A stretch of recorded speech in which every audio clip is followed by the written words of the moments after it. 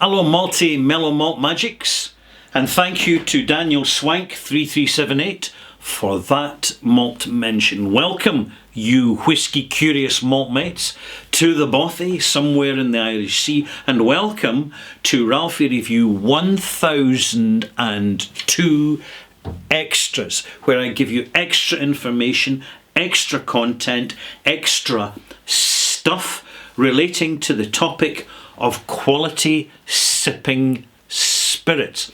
And I've just finished a review of this independent bottling from Cadenheads, which I bought online.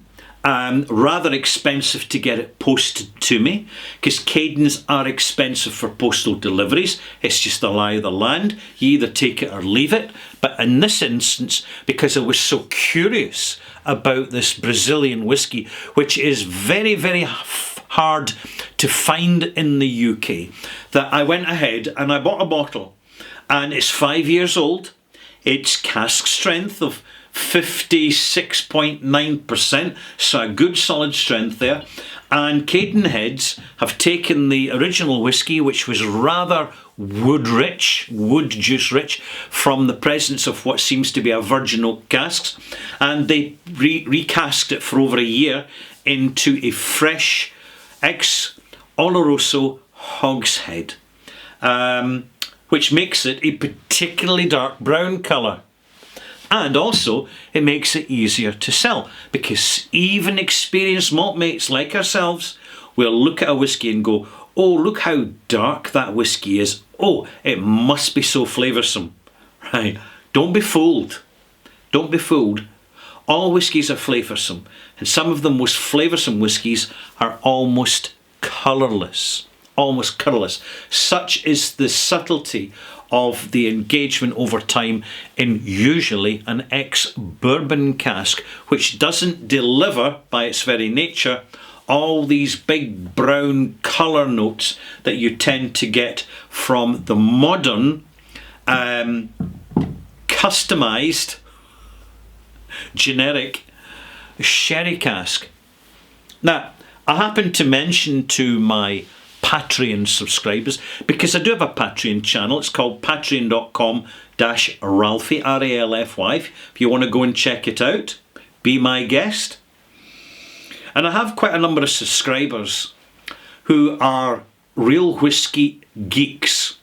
So they're not just whiskey curious, they're going beyond that, and they're very proactively involved in learning about whiskey. So on my Patreon site, I do give an extra video every week, and I also do monthly live streams with Q&A, although recently they've been bi-monthly, because such is the volume of questions that I've been getting from subscribers, which is fantastic, because I make sure that I answer all the questions. Also, if I'm doing any special offers or any special events, I'll intimate them in the Patreon channel, but not the general channel. So that's something else to be aware of. But one of my pals by the name of Pedro Menezes, good Brazilian name that, took the opportunity to give me a bit more background in his comment on the Patreon channel. And I'm going to read it out to you because it's absolutely fascinating. And this kind of brings home the real usefulness of the internet as a communications tool, going both ways. Because as much as I like to present Scotch whisky to the world, when I've got a bottle of whisky here from another country, another environment, another geographical location, I've got people who will come back to me and say, and give me information that I'm not aware of. So here we go. Are you sitting comfortably? I shall begin. So Pedro says, "Hi Ralphie, I understand that it can be a bit difficult to get information around distilleries in the globe. So I would like to put some context around Union Distillery and Brazilian whiskey in general. Union Distillery is located in southern Brazil, approximately 30 degrees south, in a region called Vineyard Valley, where good wines are produced from a legacy inherited from a large amount of Italian immigrants coming into Brazil mostly between 1870s and 1920s. So, very interesting to know that where the Union Distillery is in southern Brazil, there's already a very generational established wine industry set up by European winemakers. Union also started as a wine business, but shifted to malt distilling in the 1970s, mostly to supply for blended whisky production at a moment that the Brazilian economy was mostly closed to the world. They were, until very recently, mostly a bulk malt whisky producer, and therefore you are right to say that they were mostly built on casks that were not from the highest quality. It's understandable. It's exactly the same with Scotch whisky. That has changed in recent years when single malt bottlings grew and were expanded with cask variety and quality. This evolution can already be felt within their core range in Brazil itself. And my opinion is that it will be more evident in the near future. Very interesting point that. I would love to share some bottle samples with you, but since I won't travel to the UK in the near future, it won't be possible. And just for the record, I have messaged Pedro to say thanks for the offer of samples, but no samples, please. As and when I see a reputable and recommended bottle of Brazilian whisky for sale in the UK, I will look to buy it, so long as it's not too expensive, so long as it's not up at Japanese whisky prices, which are by and large an absolute rip-off. Right.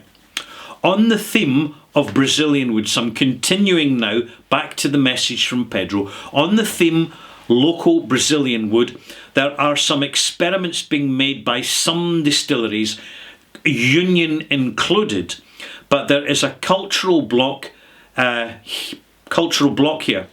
What happens is that for us whose indigenous wood flavours are deeply connected with cachaça, and often when we taste Amburana matured whisky, it just triggers our deepest connection with our national spirit, and it can transform it in a weird way. Now, I'm going to interpret what Pedro's saying there, is that for Brazilians, their indigenous,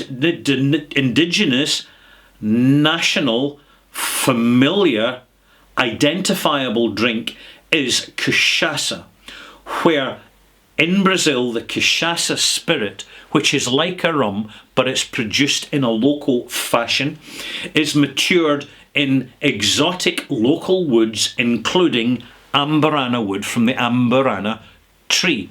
Now, I myself have reviewed, it's in the archive, cachaça matured using Amburana, and I found it very particular, flavoursome and delicious.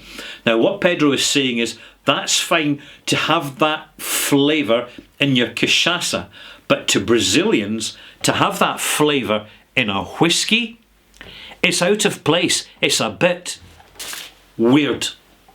And therefore, why would people want to go to whisky when they have the availability of the much more recognisable cachaça? So perhaps it's a question of finding another wood which isn't associated with cachaça. Andean oak, for example, as used very successfully by Mount Gay Distillery, rum distillery in Barbados. So, you know, the Andes is not that far away. So there's oak trees growing up there, resinous oak, resinous pines, resinous conifer trees, which are growing at high altitude. They could be used in the flavouring and participate in the maturation of the creation of Brazilian whisky in the form of loose inner staves. Because Brazilian whisky can do that, Scotch whisky can't. Scotch whisky's blowing it in that respect. unfortunately. I'll go back to what Pedro's saying now. Some of these woods are also extremely powerful in flavour and can overcome everything, and it just makes the spirit disappear. On that sense, a lot of blending exercise and cask use are needed to have good balance. I hope to be able to share some local POV on the subject and help you in some way. I hope I was able to share. Cheers from Brazil. Well, Pedro, you're not just helping me, you're helping the entire online whisky community and Whisky Curious. Because what I'm discussing here, this letter, this is a letter from Brazil.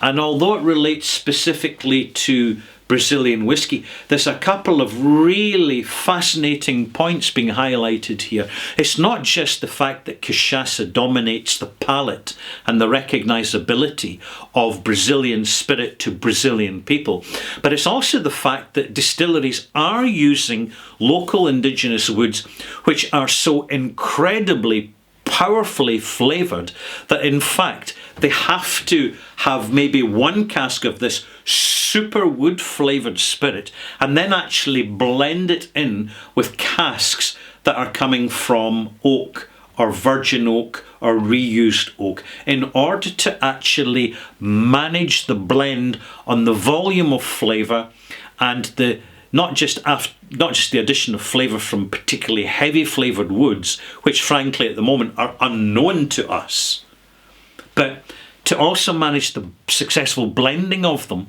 to get the balance between the character and the signature of the grain, the flavour of the grain, and its sensation profile, salt, sweet, sour, savoury and bitter, and actually combine the wood influence in such a way that the wood's possibly not even been used to make wooden casks. Not a lot of wood is suitable for making wooden casks, but there's so many tens of thousands of varieties, no, hundreds of thousands of varieties of trees in South America alone, that you know the palette of flavours, so long as the woods aren't toxic, is just absolutely incredible. And I'm going to make a prediction here. And I'm going to just make a prediction here. It's not just the wood of the trees. The bark of a tree can have an incredible amount of powerful assertive flavour. What am I talking about? Cinnamon. I'm talking about cinnamon. The seeds of a tree and the pods of a tree can have an incredible amount of flavour. Now, the pods could come from a vanilla plant, which is an orchid. It's a hanging orchid creeper. Or it could come from, let me see now, nutmeg. A nutmeg is the seed of a tree. The thing is with nutmeg, a little bit goes a long way. And it's understanding the narcotic properties of living plant extracts over time in alcoholic beverages. Now that is a whole different conversation for a whole other day, and I'm not even going to touch it here. So much research needs to be done. Hope you've enjoyed this. Thank you, Pedro Menezes. Thank you, Maltmates. Thank you. It's wonderful to be able to use the internet just to share this incredible information which you'd really, really struggle to find anywhere else. But hey, here in the Bothy, somewhere in Northern Europe, up where the icebergs are flowing, coming down from the Arctic Circle, with polar bears and penguins on them and all the rest of it. Well, I'm here in the Bothy just to share the journey. Thank you for watching, and we'll see you later.